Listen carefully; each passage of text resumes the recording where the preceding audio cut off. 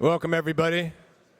Thank you for weathering the incredibly nice weather we have here for the reunion weekend, particularly here on Saturday. I'm Jim Kennedy of the class of '75. I'm not the star of this show, so hold your applause. Our session today tees up a subject that I'm sure even an expert in the room, but certainly all the casual observers even in the room, will appreciate and be interested in. And generally speaking, it's about the emergence and rapid development of artificial intelligence, or AI. But our particular focus, based on the expertise of our great panel here, is the question of whether a small group of companies, let's call them the giants of Silicon Valley, will come to dominate this new breakthrough technology, which is destined to power and underlie most of what we do in our lives in the coming years. So hence the title, Industry or Oligarchy, cooked up by my frequent partner in crime, David Kirkpatrick, also of the class of '75. Now, David's one of our expert observers here this afternoon. He's a career journalist, as many of you know, and the founder of a technology media company called Techonomy. He is also the author of the best-selling book, The Facebook Effect, which documented the rise of that social media giant in the very earliest days. So he's followed this subject from the start. David and I have convened several things before, as I've said, and for this one we thought it would be really important to broaden our own perspective and include two of other Amherst alums who have particular expertise in this subject.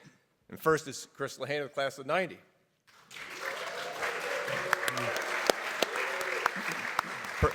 Perhaps the reason for the attendance, who has had a hugely influential career in a broad array of domains, including politics and the White House, and is now the top strategist and chief global affairs officer for OpenAI, one of the companies sure to come up in the conversation today. So welcome, Chris. We also have Ned Desmond, a longtime journalist who worked with David back in the Fortune magazine days, and now is senior operating partner of a venture firm, SOSV, a firm that invests in deep tech technology. Ned has also been the chief operating officer of TechCrunch. Anybody who follows technology knows that's the Bible. So he's been following this on the ground. So that leaves me, the lowly wire service guy. But I've followed this story, the broad outlines, obviously. I've also had some practical experience. I was the guy to blame, if you're a reporter in the room, to bringing AI technology into the newsroom to write simple text stories, business earnings stories, and simple sports stories automatically using structured data sets. I had to talk the reporters into that, and they agreed, and taking a lot of grunt work off their backs. So I have some practical experience in the area, and it's still working in that field. But I'm completely, really, in the shadow of these guys, and I will serve as the light moderator here and speak when I'm spoken to chip in things from my domain. But let's start with some basic definitions. Artificial intelligence, or AI, is at its simplest the application of algorithms to data, massive amounts of data. And it already powers many of the things we take for granted. When you wake up your phone and facial recognition, when you ask Amazon Alexa a question, this is artificial intelligence in your life already. But of course it's moving far beyond that, and it's fast and moving faster than ever. We now have what you hear of generative forms of AI that create things. And I would venture a guess that many of the audience have already used things like ChatGPT, Google Gemini, or Claude to spur their own creative projects. How many people are using those tools? There we go, look at that. Thank you. And then there's something referred to as AGI, which is artificial general intelligence. Don't confuse the two. That could be the ultimate result of this development, creating machines that literally have minds of their own. I kind of liken it to Mickey Mouse's broomstick in The Sorcerer's Apprentice. It could go wild and do crazy things that you don't expect. And like the tools of the web-based internet, the early era, these magic new broomsticks are mostly created and managed by some of the corporate giants that we know and love, along with a few others, well-financed others, like OpenAI. So here's how we might set up the discussion.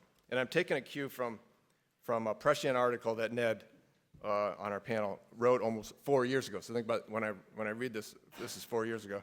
The technologies referred to as artificial intelligence, or AI, are more momentous than most people realize.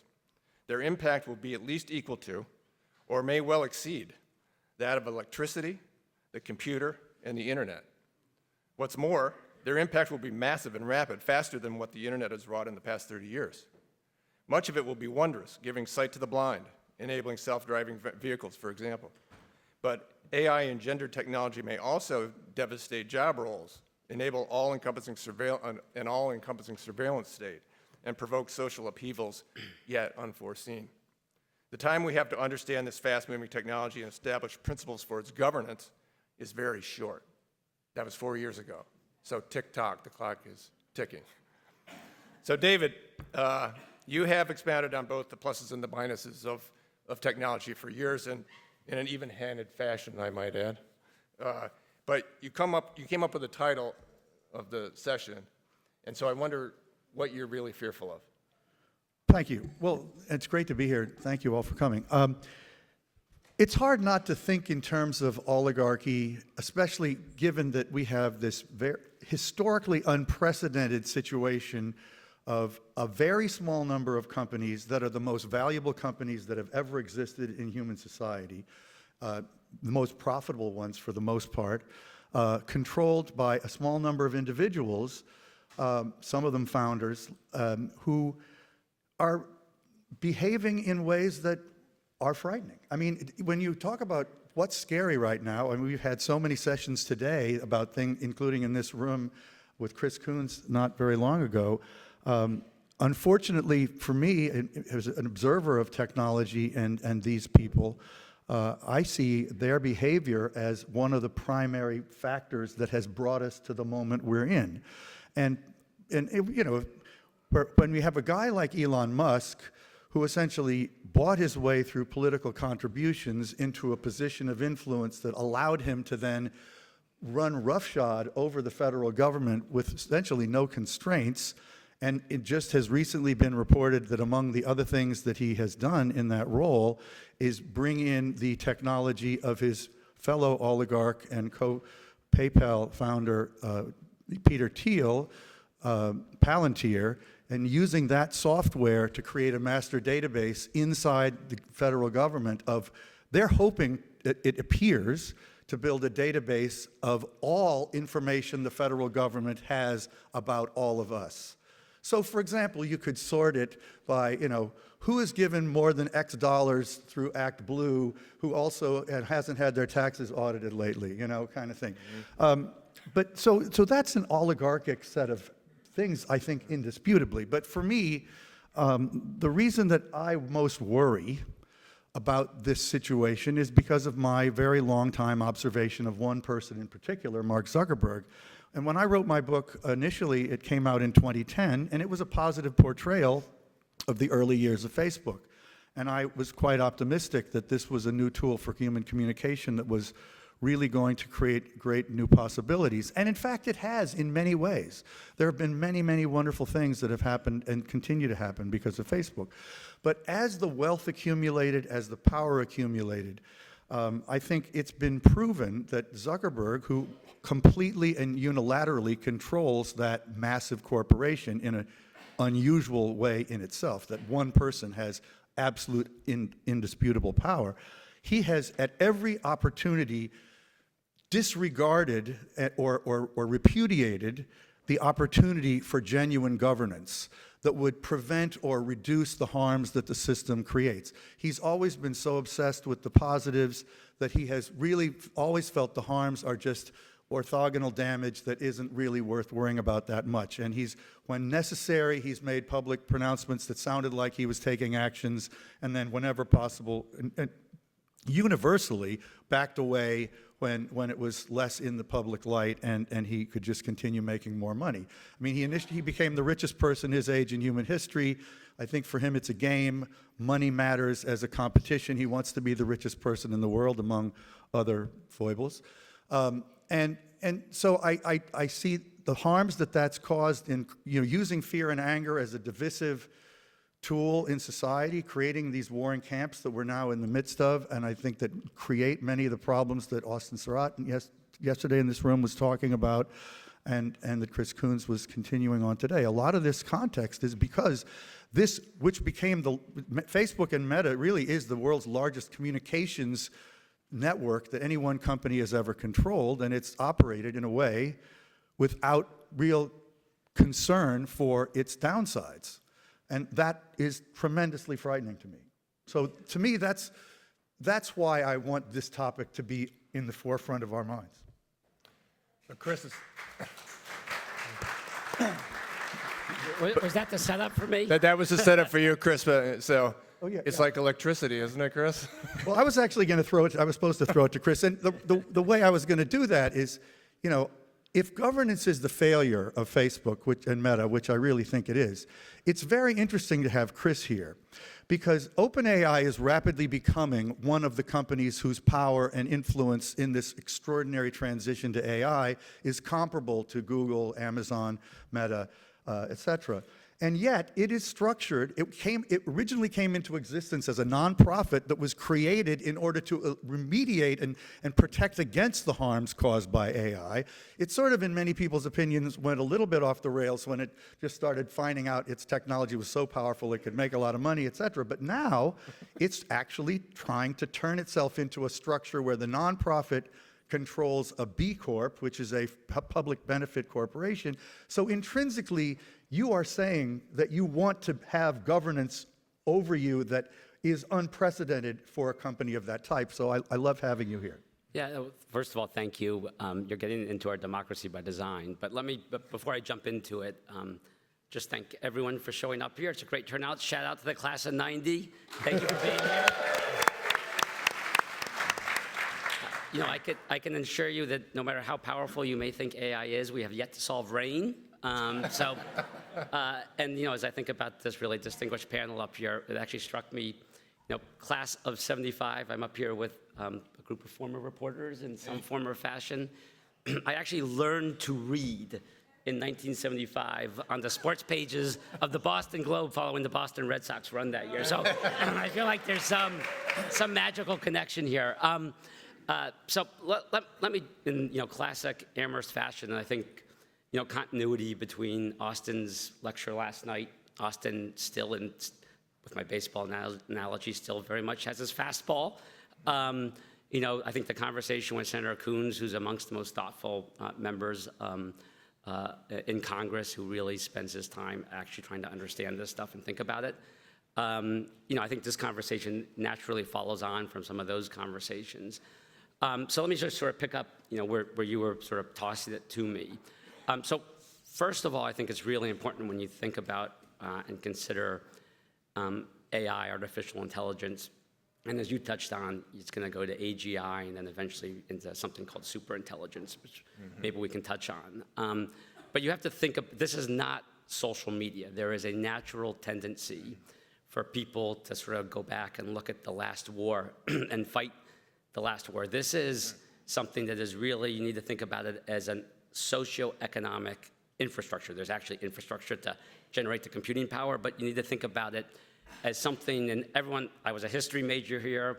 I sometimes play a technologist on TV. I'm not a technologist, but I do find the anchor in on historical analogies here. Some people have compared this to the wheel, the transistor. My particular favorite one is it's on par and akin to electricity. Electricity changed how we lived, it changed how we worked, it changed how we engaged with one another, even changed how we played. Just think about the concept of night and day and how that dramatically changed. Vertically integrated factories, I mean, everything that cascaded off of electricity. And so I think you need to think about it, in that type of a context and in that type of a transformation. Now, I think picking up on some of the points that you said, I'll just make 3 quick points, and then maybe we can go into some of this as we dig in a little bit deeper. First of all, OpenAI right now has a little bit over 500 million sort of active users. You're hitting, I think, on something that others have talked about, which is digital sovereigns. You look around the world today, there are digital platforms that are bigger than most countries. The people who are on those sometimes and often are engaging with those platforms more frequently than they do with the government, the country that they're in. You haven't seen things of this sort of size, scale, scope, and really the speed that they come about. But those are mostly social media platforms, and I do think keeping in mind that there is a real distinction here. So those 500 million plus people who use OpenAI, hopefully some of the folks who raised their hand here, really use it as a tool to help themselves ideally to help them solve hard problems. I actually was walking over here and I just did a quick chat to get a little bit of the history on Johnson Chapel. It was 1826, funded by Adam Johnson, $4,000, and built by Hiram Johnson, no relationship, to build this place. But people use it as a tool to help them deal with complex issues. But I think as we think about ourselves, there's also 1 million plus folks who are developing off of the platform. And those developers are the businesses of the future. They are using this technology to disintermediate a lot of the blockers and obstacles that they would have to start a business, to launch a project, to get something off the ground. There's a great story in yesterday's New York Times that talked about a group of young 20-year-olds who were coming out of college, basically recognized the economy is changing. Keep in mind, on our platform, 7 of 10 users are under the age of 30. These are young people. They actually understand this in a totally different way, but the story talked about how these young folks understand that they're going to have a variety of skills. The economy is going to be very different. And what they're particularly excited about is the opportunity to use the technology to actually go out and build something for themselves. What this fundamentally does at the end of the day is it teaches people to learn, to think, to create, to build, and to produce. It's a productivity-driving technology. I think point number 2 is what you were just touching on, and we should go deeper on this, which is we are structured as a nonprofit. If you look at history, and particularly history of capitalism, you've had different corporate structures that have come along that have effectively allowed the Adam Smith version of the expanding economic pie versus the static economic pie to actually be democratized as much as possible. The joint stock companies allowed capital to be generated in a different way. You think about the limited liability corporation. You would not have had the railroads in England and the UK without the limited liability corporation being created. Those created rail that connected in society in a very different way. You look at the utilities that came out in the early turn of the century to help electricity make sure it could actually be widely distributed. And so what we're really thinking about is how can we have some version of what the next corporate structure is. And so the way we are structured, we're a nonprofit. Our charter requires us to meet our purpose, our mission, which is to make sure we're making AI as available and accessible to as many people as possible. And as you noted, underneath that, we're in the process of transitioning into something called a public benefits corporation. And what that really means is a public benefits corporation doesn't necessarily have to optimize solely and strictly for shareholder return on a quarter-by-quarter basis. It actually can take into account a variety of stakeholders in society. And the nonprofit controls the PBC, and the obligation of both the nonprofit and the PBC, Public Benefits Corporation, is to actually deliver on that purpose, and we can be held accountable if we don't. The third thing and final point I will just make, because I do think I want to touch on the oligarchy piece. By the way, when I was growing up, if anyone had ever put me in the context of an oligarch, that would be quite something. But I was talking with one of my classmates from 90 earlier today, and we were talking about this, and I mentioned that I wake up every morning at 3 a.m. I wake up every morning at 3 a.m. not necessarily concerned about the oligarch piece, but worried about the fact that there are 2 countries in the world right now who can build AI at scale. That is the United States, which is building effectively democratic AI, and the People's Republic of China, which is building autocratic AI.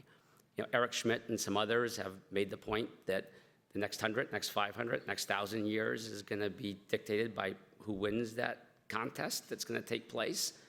Not that I would typically quote Vlad Putin, but worth noting that he has said that whoever wins this race wins the world. PRC has made clear that they want to be leading this by 2030. So for me, the stakes on this are really Are we able to make sure that we can build a global version of democratic AI? We're trying to do our piece of that with our corporate design and how we think about things. But this race is very real, and the consequences and stakes, are pretty incredible. And so that's what wakes me up when I think about this. Well, Chris, I'm glad you mentioned those stakes, and I'm also glad you mentioned the idea that we're creating a new ecosystem here. It's not just about 4 or 5 companies building models. It's about developers. But a cynic might say, listening to all of that it's just a cover story for unregulated. You must have been a reporter. for unregulated growth and get out of our way. Ned, you've written pieces that explore both sides. What do you think? I like being cast as the worrywart. That suits me pretty well. Right, so I'm glad everyone's here in person. Nobody sent their AI note-taking agent. So far as you know. So far as I know. I don't know if it can be embodied on the move quite like that yet. So, we're in this absolutely crazy time where we're at a real high watermark in the hype cycle of tech. And at the same time, it's both true and it's hype. So we're seeing this astonishing level of capital deployed to build data centers and to get into the race for very advanced AI systems. The corporates are embracing this, and individuals are, and there are incredible tools that are coming along, and we will inevitably see a dip in all of that. For instance, even now we're starting to hear from corporates who say that the promise of generative AI isn't living up to what people said, and maybe we shouldn't have gotten rid of all of those customer support people. We still need people. And so this recalibration of what can AI really do in the workplace, what can it do in people's lives, will probably dip for a while, but the investment will race ahead, and all the smart capital is going to be in on trying to make sure they've got a winning bet in the AI future, because it's going to be huge. It seems almost indisputable, even to a skeptic and a cynic like me, that this will be enormous. And it'll be driven by things like the competition with China, no matter how much weight you want to assign to that as something important for the future. It's real, and the competition is on. I would, on the theme of oligarchs, I would say that I would look at the danger a little differently. Yes, these people are very powerful, and all of the captains of tech, whether it's Sam Altman or Mark Zuckerberg or Jeff Bezos or Elon Musk, are parading around Washington because they know that they have to in order to protect their interests, and they're going to try to influence this administration any which way they can to suit the development of what they have in mind for AI and tech in general. And this administration, it's pretty transparent how easy it is to influence it. But what they're really trying to do is not necessarily take control of the country. They're trying to defend their position in this big race that we're seeing them run. And what I think the distraction is, and this suits Silicon Valley as well as these captains of industry, is to take attention away from the impact of these technologies on society. And this is the hardest thing to bring into focus. And to date, you could say, we've more or less completely failed to bring it into focus. If you think back across what's happened since the internet really became a force in people's lives starting in the mid-1990s. So the evolution of social media, so many things have had a really tough impact on society. I don't know if any of you have read Jonathan Haidt's book, The Anxious Generation, which talks about mobile and social and all the rest. It's, and other things that have happened, the polarization politically, some people would put this at the feet of Facebook and the news feed over the years. One of my favorite thinkers on this topic is Stuart Russell at Berkeley, who wrote a great book called Human Compatible. And he says that the news feed from Facebook and the way the algorithm worked is probably the first civilization-wide catastrophe from the standpoint of internet, and that was an AI-driven algorithm. Predates the type of AI that we're talking about today. So we've had very little time to assess the way the world works and how it's been changed by technology, and Silicon Valley doesn't really want us to pause and think about any of that. And to date, we've done very little in the way of thinking about it and trying to imagine what the barriers should be, the limitations should be, the regulation should be, how we should protect our children. And now we're coming up against another remarkable force, an astonishing technology, which could erase the need for young people, for instance, to ever learn much of anything. And is that something we want to think about? Probably. But it's challenging, it's difficult. It's hard to find the language, the concepts to even begin to have that conversation when things are moving so quickly. So I'm not at the point where I would say everyone should stop and think about it, because I'm just that much of a Silicon Valley guy that I'd be reluctant to say that, to be honest, but it does worry me deeply. So I wonder, what form could regulation possibly take? I recall like 10 or 15 years ago, a congressman described the internet as a series of tubes.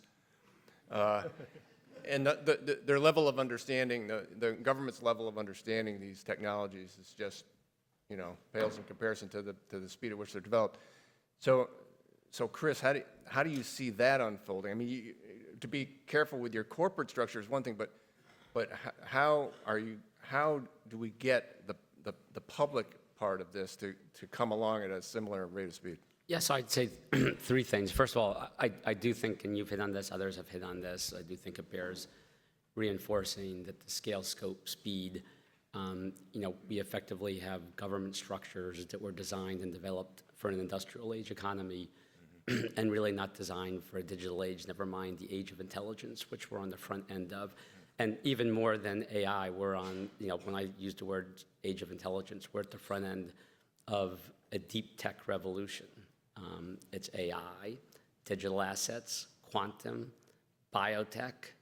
You're going to be able to change, physical bodies, nanotech, transportation tech, space tech.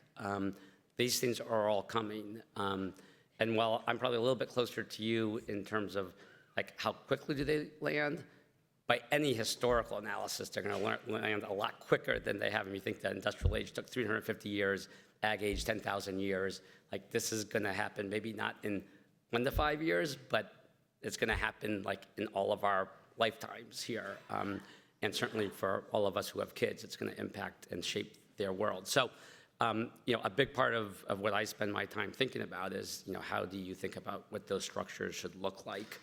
I can go deeper on that, but I think that's just an important thing to understand. So the three, and these are a little bit more prosaic items that we spend a lot of time focused on, and we can come back if you want to go more on the larger question there. One, I just think what's incredibly important right now is AI literacy. K through 12. Right now in the world, if you have access to resources, even though our models are free, it tends to be folks who are a little bit coming from more privileged backgrounds who get this. And I think building K through 12 AI is going to be incredibly important. Understanding, being facile with this, having the ability to apply it and use it in a variety of ways is going to just equip you to be in a much better and stronger position. Secondly, we have this concept called pre-distribution. I'll use my electricity analogy. Electricity comes out, turn of the century. Cities benefit, rural areas don't. FDR comes in, creates the Rural Electrification Authority. You can chart the economic progress of the country, rural versus urban, and the divide really happens with electricity. The REA tried to address some of that. It made some progress, but that divide still exists. And in fact, permeates, manifests, reflected in our current politics at this very moment. So how do you start to think about a pre-distribution model where you're really making sure that the benefits are sort of being distributed and thought about at the front end? Technology is based on a couple things: data, chips, energy, talent. The data piece is publicly available data. It means everyone's in this room in some form or fashion. Your data is going into these models so that they learn what can be produced on the back end. You're going to get solutions to Alzheimer's, cancer. Your age expectancy will go up. How do you begin to really make sure you're tying those benefits and everyone's participating in those benefits to the inputs going in? And that does require really a different way of thinking about this and talking about it and understanding and building systems so those benefits are out there. And the third is really what we were talking about earlier. Because of just how fast this stuff moves and how government is currently structured, I do think that democracy by design built into the actual governance of these. I sort of think about it as, people talk about the public sector, they talk about the private sector. Sometimes they talk about public-private partnerships. I do think you're going to need some version of a commons sector that, as technology evolves, how do you develop sort of these different corporate structures so that democracy is built in right at the front end? Because if you're going to be doing these on the back end, you're not going to get the outputs that really benefit folks in the way that they need to. How do you do that, build democracy in at the front end? That sounds pretty hard. Well, I think we are doing a version of that. I'm not going to sit up here and say it's going to, this is exactly how it has to be. But, if you think about a structure where your requirement is to deliver on making sure that the benefits are democratized, and you can be held accountable if you do not do that, and the way you allocate your capital and your products and services are then directed to really be able to deliver on that purpose, or you're held accountable to that. Look, there's other mechanisms you could begin to build into that structure, and I think it's probably an early version of what we will ultimately need as society begins to. But I guess my point is we are thinking about that and trying to put that in place. Okay, let me ask you this, though. Is OpenAI an outlier in thinking that? Do your competitors, in your opinion, share those kinds of aspirations? Or especially, obviously the Chinese companies, many of them do not, they are players at par with the American ones at this point, don't forget. Yeah, so the short version of the answer is yes, but this comes back, I think, to the beginning of the conversation. I think you have to bifurcate the legacy companies from the startups. I mean, OpenAI, as successful and as big and as impactful as it is still a pre-public startup. The other, peer startups also have similar structures. I'd like to think ours with the nonprofit PBC is a little bit unique. Yeah, Anthropic in particular. But a number of them, are set up and structured that way. And I think, I've really come to appreciate this. I think until last week I was the oldest person at OpenAI. I think now I'm technically the second oldest person. Really? Right? Yeah, my kids are mystified as to how I'm accepted.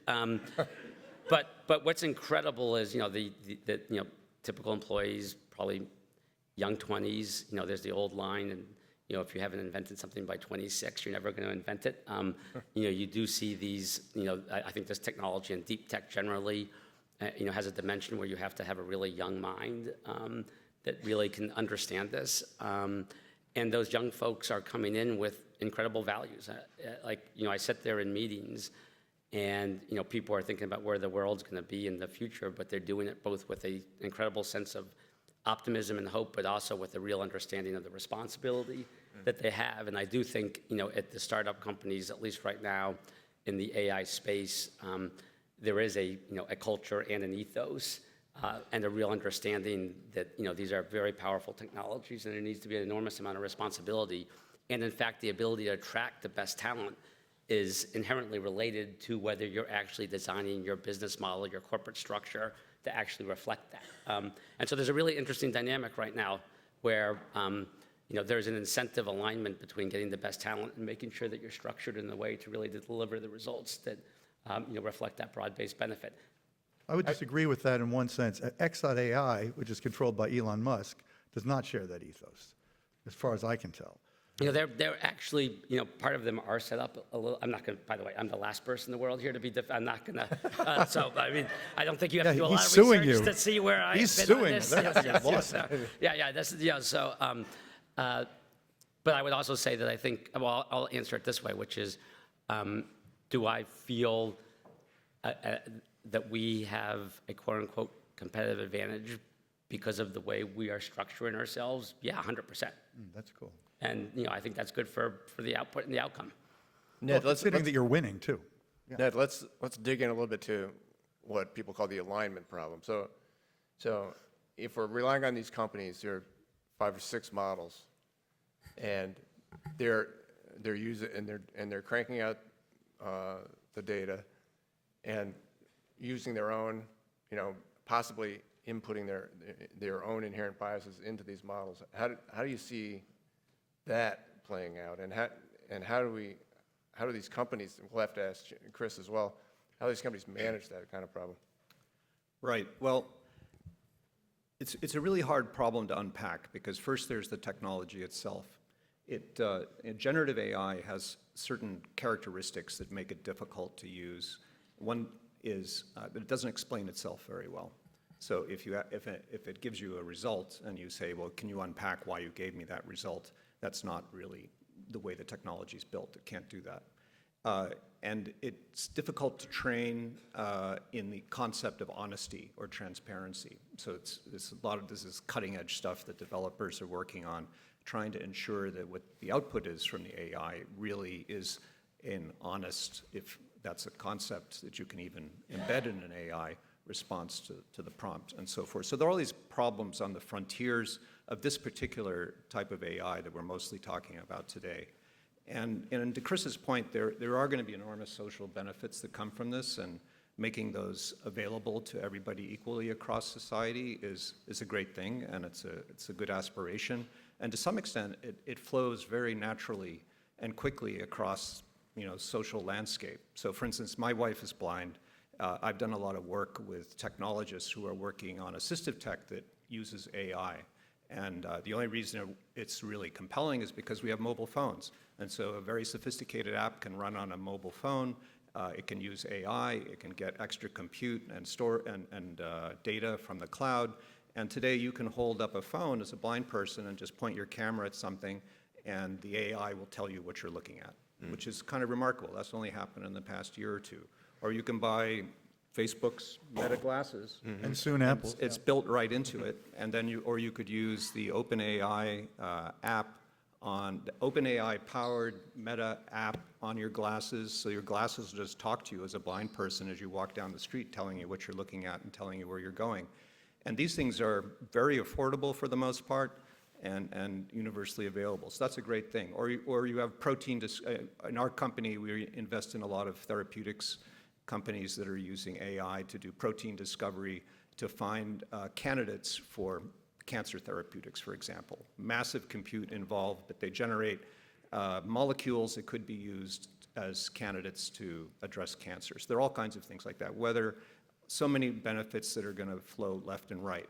But coming back to my original point, you have to also wonder, how do we look for the problem points in society that result from technologies like this? Well, job displacement is one. That gets talked about pretty frequently. But as a society, I would say we've done a really lousy job of anticipating and trying to fence off or address problems that were more subtle. I mentioned earlier Jonathan Haidt and mobile and social and all these other kinds of things because we love the fruits of what we're getting. Who didn't love the news feed back in the day? Who doesn't love social media? Who doesn't love a mobile phone? And it's easy, at a personal level to just let this slide by, and at a social level, because people are getting rich off of the stock of big tech companies, and it's very exciting. But we have to figure out, I think, a mechanism by which we are better at labeling these things and talking about them and deciding, for example, not in 2025 that maybe teenagers shouldn't have their phones on them when they're in a classroom, that just sort of dawned on society when it was perfectly evident for many years before this that somebody should have been thinking harder about that, but we just didn't quite have the moxie to come around and come to terms with it. With something like AI, we really need to get ahead of it. We need to decide where the lines are. In Europe, the GDPR and then the AI EU regulations have been written that try to establish some interesting concepts. For example, an AI can't make a decision about you as an individual without you having a formal right to appeal for an explanation from a human. Can I interrupt on this real quick? How many big AI companies exist in Europe? Well, that's exactly what my Silicon Valley friends always say to me. If you want to be a European, Ned, go be a European. And which companies are the Europeans using? Well, there's Mistral. I know, you're not impressed by Ms. I'm Rollins. not, I did- But I don't, but I'm not, I resist. yeah, I'm sorry. I don't blame you, I don't blame you. And I also don't want to get overrun by China.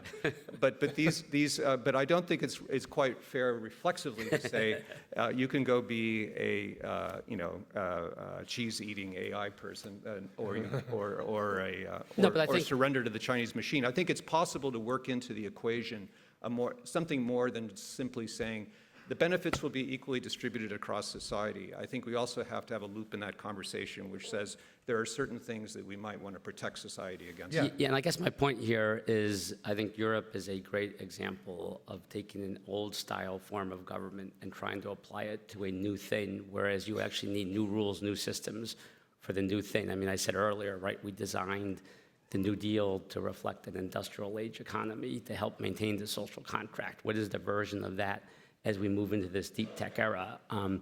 Europe has really flailed at being able to create any organic companies on tech across the board, with the exception of a couple.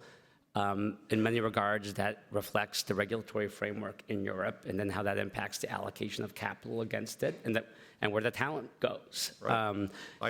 And now you're looking at a region with a stagnant economy and low population growth that faces really hard questions and challenges. And so, to me, Europe is it's an example of, how we need to actually start thinking about this a little bit differently and not trying to apply old rules to a new thing. Yeah, I couldn't agree more as far as not wanting to apply the European model here. I'm frequently in a position explaining to Europeans why my firm doesn't like to invest in European companies unless they come to the United States, where they can actually function a lot more quickly. I just want to mention two areas where I think we really need a societal discussion before the companies/oligarchs decide for themselves. And the first example is from my favorite my least favorite person, Mark Zuckerberg. He recently said, the average person only has 3 friends. Really, most of your friends should be AI bots.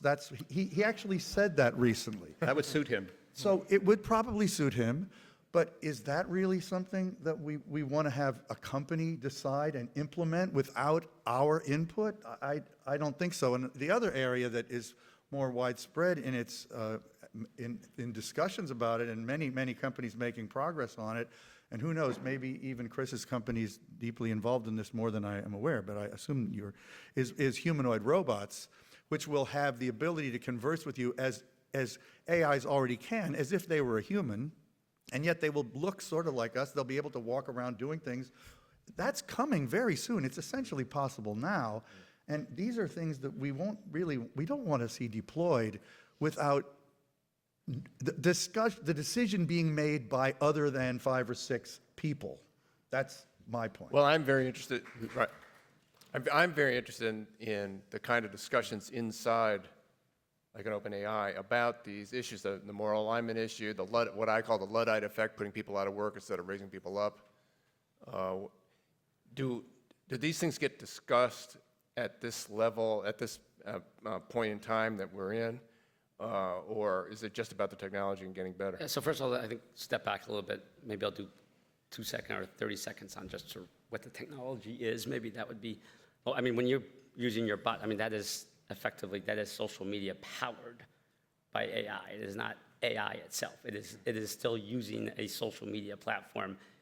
So, when I use the electricity, it's a better form of electricity to do it more powerful. That's not to say anything that. You mean the friendship thing? Is that what you're referring to? Yeah. I mean, you're using the AI to make it Can more. I just make a quick observation about that? Because one of the reasons it scares me that Meta is putting so much emphasis on AI is they have these decades worth of data about individuals at the scale of billions of people. Yeah. So let me Which finish. you never will get access to, and they can then do things that personalize their AI interactions in a frighteningly compelling way. So there's the data question, the competitiveness, and all of those issues. But and then let me step back and sort of talk a little bit about the technology, because I think that informs this conversation a lot. But I think roughly 75 to 80%, I'm doing this off the top of my head, of the public would agree with what you just said. There's been countless bills proposed. Not a single one of them has passed. And so, yes, we can all wave a magic wand. And hope that the types of things that you talked about could happen, but they have yet to happen. So what do we have to do? Just hope that Sam Altman is a good enough guy to try to make the right decisions? No, I mean, look at, this comes back to the point I keep making here, which is I just don't think our current structures are really designed to be able to handle these types of things. Now, it's not the first time humans have gone through technological shifts where their current form of government or the way they organize society is not necessarily designed to meet that moment. Right. And that's the point I keep trying to make here, which is, yes, you can look at everything as a nail and take a hammer to it, but until you actually start to realize it's not a nail and you need a different type of hammer, you're not going to get the solutions that you're talking about that I think most people here, including myself, would agree upon. But I think you have to take a step back and just really understand what the technology is. And so I'll try to do the best job I can. This is how I do it with my 82-year-old mom, who then asks me really hard questions. We're from the class of 75, Yes, 75, as it were. sorry. Yeah, that was that. Yes, not that.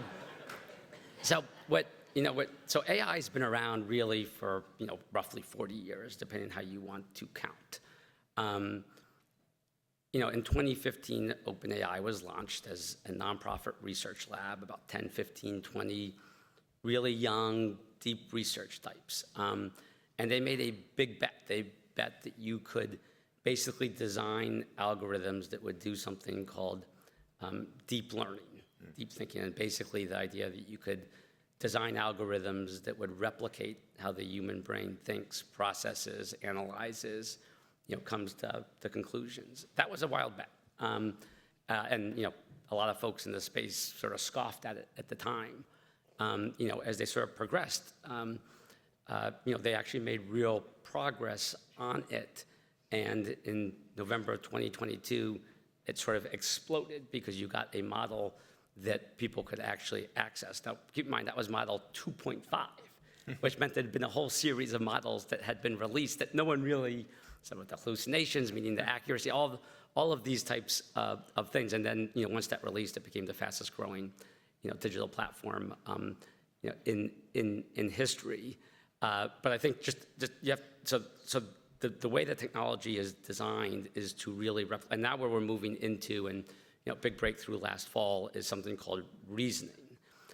And reasoning is a little bit of the next step in terms of being able to create systems that sort of, operationalize how the human brain works. It can actually reason through issues. If you go on our O3 reasoning model and you put in something like a really complex thing, you can watch the text sort of work its way through, a particular challenge. So to think of where we are right now, 2.5 was basically some version of the bots. You now have, of the chat, you now have reasoning out there. What's coming, and you're beginning to see early versions of this, is something called agentic AI. And that is when you can have full-on digital-based, agents working and representing and doing stuff on your behalf. They can code. They can do other types of systems. Probably, next year at some point, don't hold me to this, I'm giving you this in sort of a directional sense, those agents will begin to start to work with each other, doing some pretty incredible stuff, I think, in the science space. As they begin to do scientific research that would have taken years, they're going to be able to do in weeks, days, hours, depending on the nature of it. And I think you start to get to your robotics probably at some point, 2027, 2028. And so that's a long-winded way to say, yeah, a lot of this stuff is coming. And I think what folks just need to sort of get their heads around also is a lot of the digital progress activity that has taken place over the last 25, 30 years has taken place in a different dimension, right? The digital dimension, the cyber dimension. This stuff is going to start to really reflect itself in the physical world in a way that, I try not to be too much of an optimist. I'm definitely not a pessimist. I try to be more of a realist on this, but I think is going to be a significant moment. And within all of this, you have two poles you should think about. Something called AGI, which you referenced, and AGI basically means, and by the way, if you ask AI researchers, you'll get various different definitions, but this is generally how they would define it. AGI is basically you have AI systems that can operate, at the highest levels of human competencies across virtually every domain. And so, at some point, next couple years, that likely comes to fruition. And then you get after that, and the AGI itself will help drive some of this. You're going to get something called superintelligence, and superintelligence is basically what it sort of sounds like, which is systems that are going to be able to run companies, run large organizations, do the type of processing analysis that it's real. I mean, the analogy I try to use here is imagine it's 1890 and you look up and you see a bird going over and you're like, wow, it'd be really cool if I could fly like a bird. And 30 years later, planes are flying and taking you from one coast to the other coast. I mean, it's going to be, you're going to start to get, those types of, just a way to sort of get your head around, because it's really, really, really, I think, hard to sort of reimagine what the world's going to look like and what the potential and possibilities are going to be. So I just think it was important to understand what the nature of this is, and and maybe perhaps get a sense of why I keep hammering that I do think we need to sort of start to figure out these structures now. I would love it if our democratic system of government was able to answer all the questions that a lot of us have talked about up here, but I also am cognizant of the timelines, and we do what we believe is right on the responsibility piece. And last thing on this, we have something called, because this really addresses a specific question, a preparedness framework. That preparedness framework looks at a lot of the issues that have been talked about up here. And we rate things, and we, high, medium, low. And before we release a model, we ensure that it's falling into the medium range. And we actually have a voluntary, we did it on our own, partnership with the US government, where we take what are called the pre-mitigation models. We take it to the government. We show them what we're going to do. We work with the government to make sure that everyone is sort of comfortable and that they have seen our preparedness framework, and then that gets released. There's one other company that currently does that. That to me is an example of how you can actually start to figure these things out, particularly as these models and capabilities continue to excel. I guess last thing, sorry, I went on a long time here, but I think this is really important. There's almost, I'm sure folks here have heard about Moore's Law, the idea that transistors would double 18 months in terms of that really drove computing power. There are three things that are sort of going on here, which is productivity gains, are directly related to basically the amount of compute that you can put in. So the raw computing power, as the models become more capable, the productivity gains on the other side. You can see a logarithmic pattern there that has yet to be disrupted or changed. Secondly, the costs of these are dropping but more and more users are going. If you thought efficiency of transistors 1.5 every 18 months, this is 10x every 12 months. Just to give you a sense of and then that compute piece is the really important thing. There's a book that I pretend to have read. I know Jeff Glass here in the front row read it very carefully. Guns, Germs, and Steel in the late 90s. It's a great door stopper if you haven't read it. But it talked basically about this idea that successful societies are those that can organize their technology and get a technological advantage. Winning on AI, making sure that the benefits are spread. All of these things only happen if we're actually going to have the raw computing power, and that's chips, data, energy, talent. And I think that's an incredibly important thing for folks just to be aware of. Well, now that we've blown everybody's head top of everybody's head completely off, I wonder. You told me to do that. I wonder if there's any questions before we wrap up here. Right there. Paulie Siegel in the house. This is going to be a really hard question, I know. Is this work? Yes, it is. Oh, okay. Really serious neuroscientists and philosophers of science now are having a conversation about consciousness and whether AI has consciousness, which to me seems to be the scariest possible implication of this, of not a corporation that runs. I don't doubt the reasoning, but the ability then for it to be psychologically autonomous, doomsday Terminator scenarios. There's always the inevitable Terminator question. The two questions I get, Terminator question and what should my kid major in college are the two questions I always get. AI. Yeah. Yes, But sorry. No, but this is like the most influential neuroscientific journal, Behavioral and Brain Sciences, is devoting an issue to this question of whether AI has consciousness.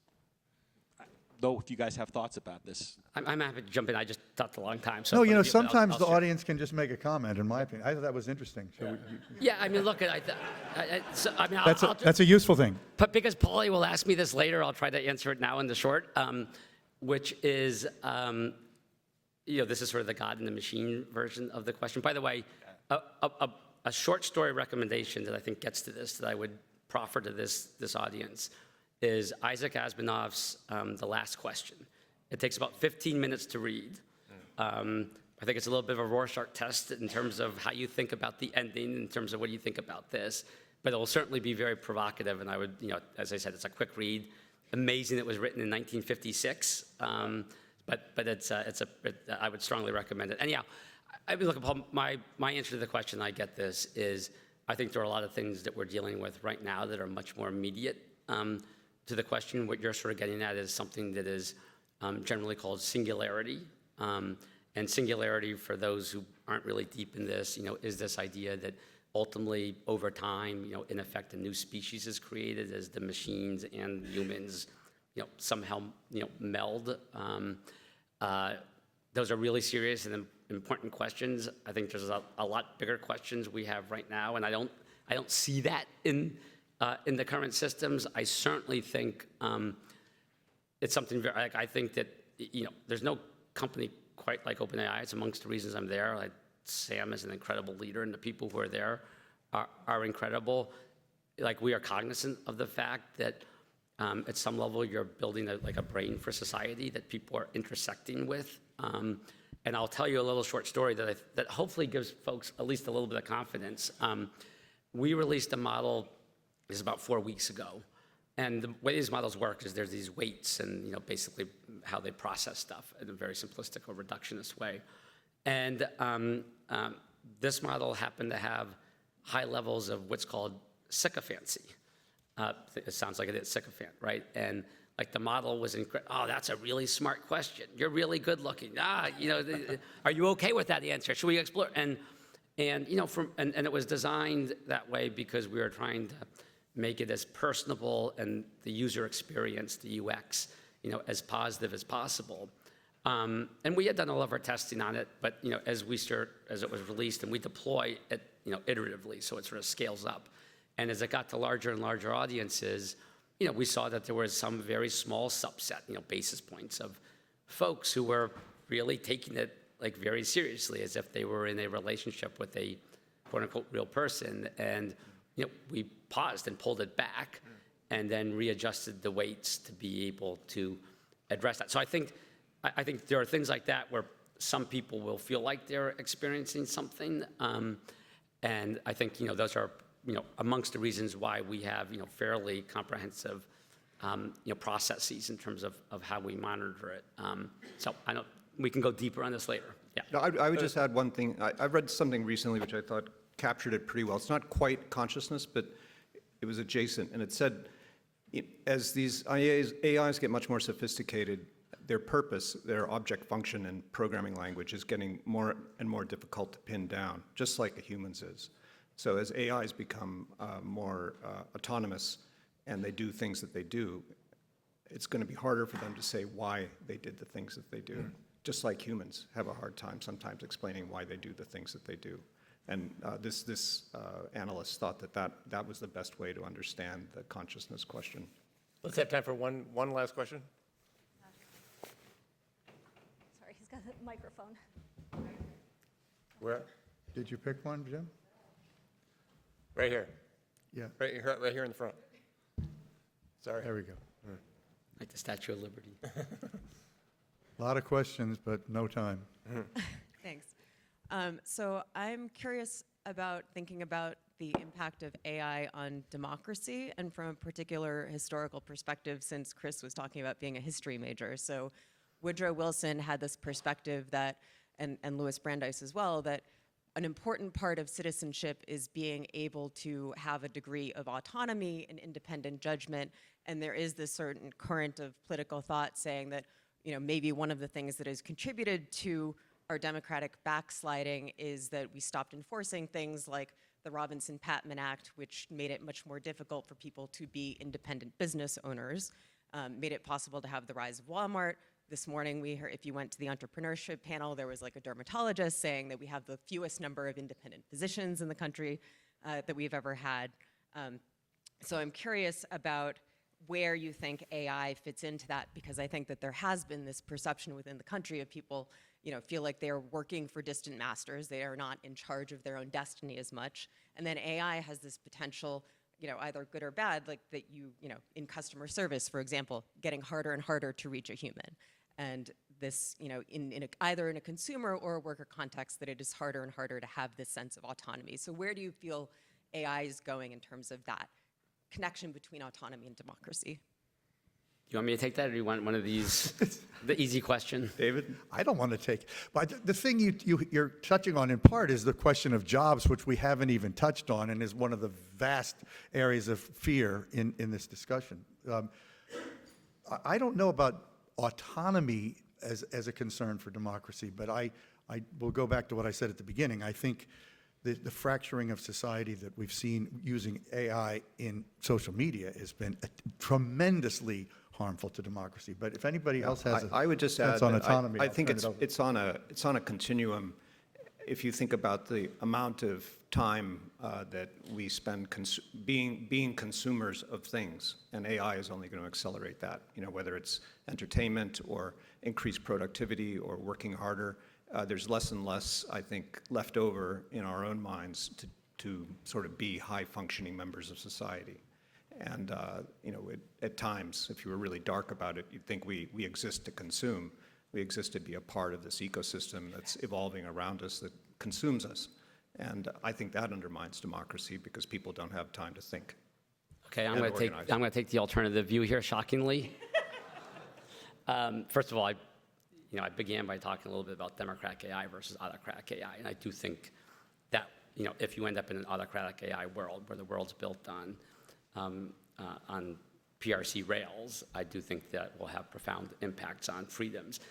I do think generally, particularly in small d democratic societies, but really over the course of human history, technology has almost every single time, maybe not immediately, but over time, has actually expanded, scaled, and created new freedoms and new opportunities. The wheel and the ability to travel, locomotion, electricity, light, how we think about that.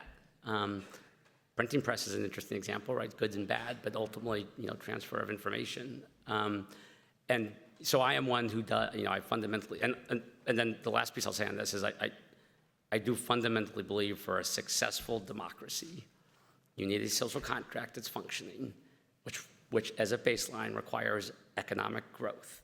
Now, people need to be able to participate in that economic growth, but artificial intelligence is going to drive productivity at a moment in this country when there's a lot of challenges, and in the world, around economic growth and how you can actually continue to expand the economic pie in ways that as many people. So for me, the question is not whether it's going to drive productivity, because I'm in the middle of this. It is. You talked about if you deal with Amazon right now and you're dealing with help, it is an AI tool that is doing that. Most airlines now, it's a hell of a lot better than it was before. The question for me is not whether you're going to get more productivity. The question is, do you end up allowing people to actually benefit and participate in that as much as possible? And are you putting the tools in their hands and teaching them to use it so that they can actually then get the benefits that come from that? And on that optimistic note, I want to thank the panel and thank you all for coming. Thank you all for coming. Thank you.